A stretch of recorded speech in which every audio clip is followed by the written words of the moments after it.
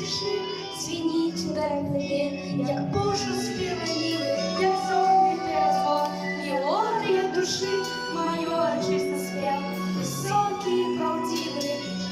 Ти бабуліна казка, ти бабуліна ласка, ти матюша краска, я волю замова, як наші Мавруся, ради Богу молюся, и душа Беларуси, белорусская мова.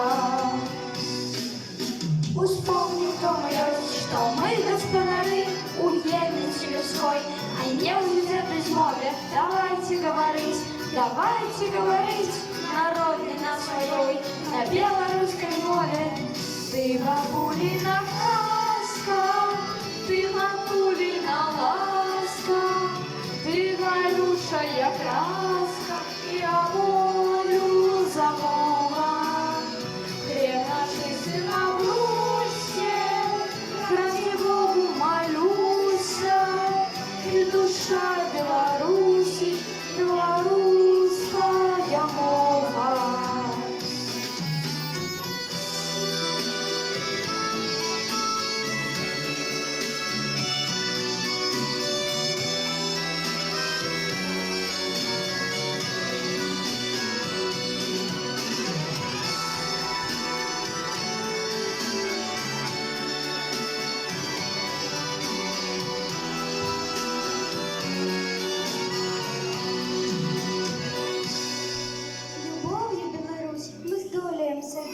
Любимая земля, моего життя основа. Не дай померти нам, не дай нам обвинить.